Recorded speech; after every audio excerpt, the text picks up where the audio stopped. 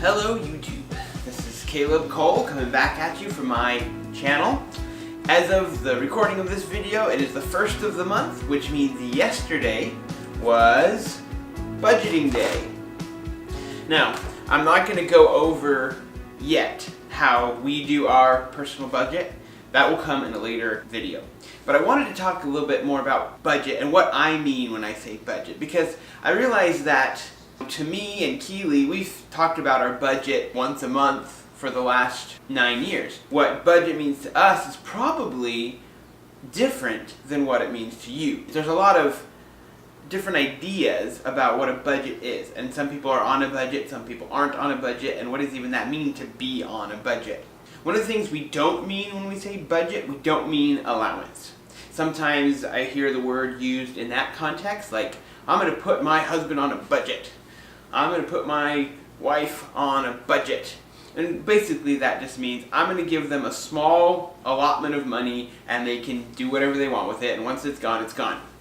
And it's kind of the right idea, but it's said in a negative term. Another way that the word budget is used is when talking about travel, oftentimes budget-friendly hotels, budget-friendly restaurants.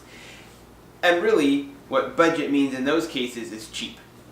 That's what they mean. Cheap restaurants nearby, cheap places to stay, cheap ways to travel. And that's not what we're talking about either. Budget doesn't mean expensive, it doesn't mean cheap, it doesn't have anything to do with the cost of the item or the trip or the service. Oh, here's a good one. Budget does not mean, when we use the word budget does not mean how much did you spend last month on gas, or how much do you make, or how much do you spend eating out. Those are backward looking ways of referring to the word budget. What did you spend? And that's not it either.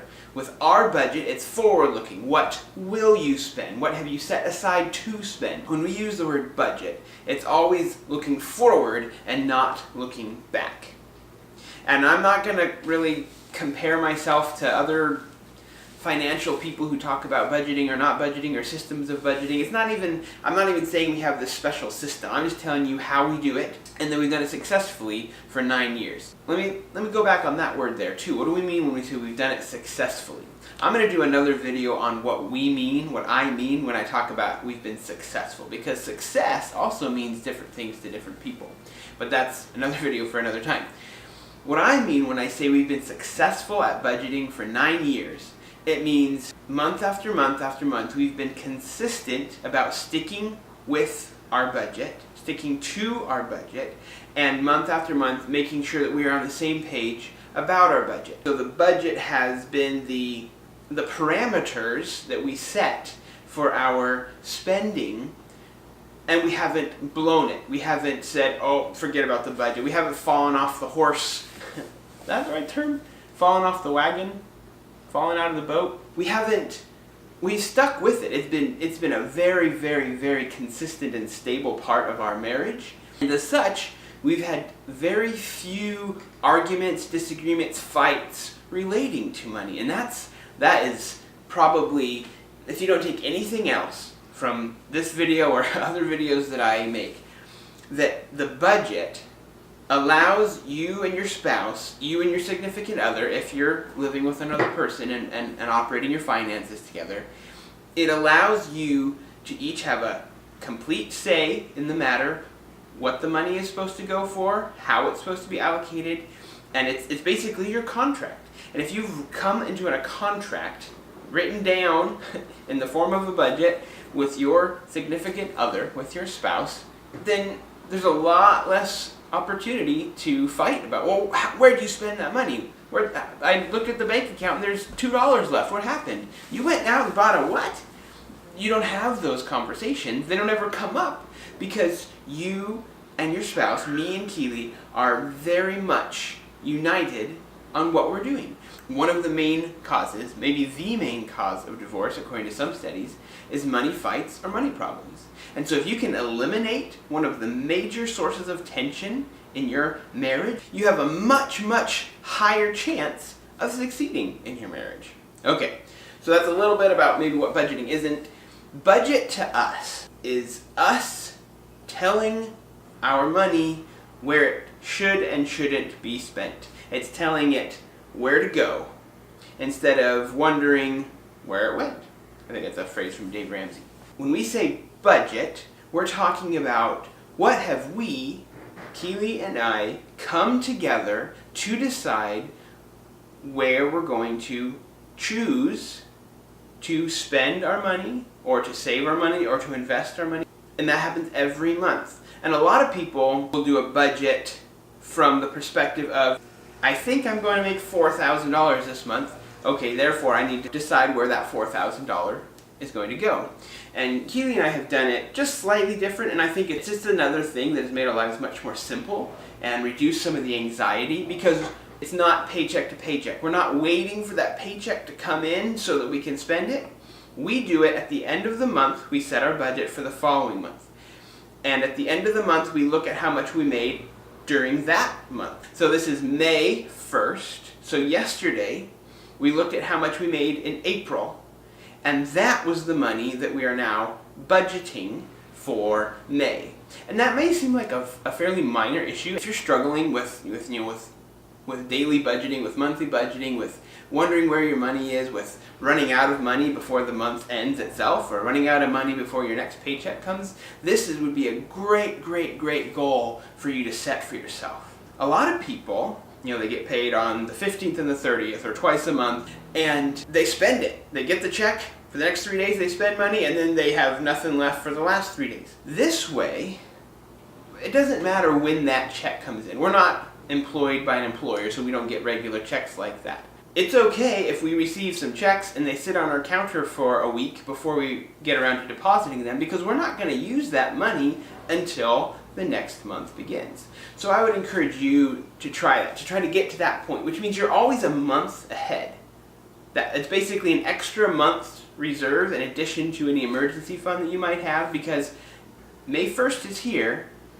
We don't need to make another dime until May 30th or May 31st, because all of our spending for the month of May has already been established. We've already taken the money out of our account, put it into our envelopes, and it's set. So we don't need to worry about when those checks come in. Hopefully they come in by the end of the month, but it doesn't matter when they come in. When we say we did our budget yesterday, what we mean is we funded our agreed upon goals for the month of May. That's as basic, I think, as I can get. We have 17 categories that we make sure that we fund a certain amount each and every month. And from month to month, for the most part, things don't really change. Another reason that the way we do things, that's one way that the way we do things have just allowed us to have a more simplified life and a more stress-free life, because we're not really changing it much from month to month. For example, let me give you an example of how this simplifies our life. We have a category, insurance. That includes car insurance, health insurance, life insurance, identity theft protection. I think that might be all.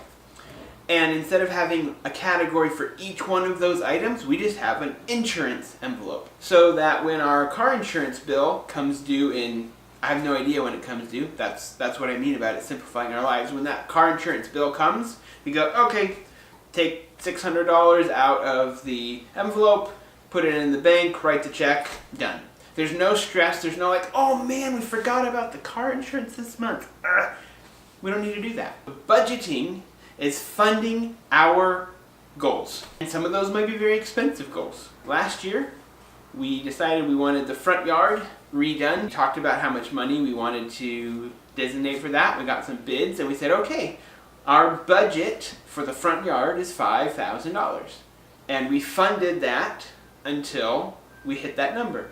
And then we had it sitting there, and we had it sitting in an account. We didn't keep this in cash at our house, but we had that sitting designated, earmarked for our front yard project for months, because the project didn't end up getting started until months after we had saved the money up for it. I made a comment in another video that budgeting is fun for us, that we enjoy it, and it's every month. It's an enjoyable thing to do because it's knowing that for the next 30 days we're taken care of.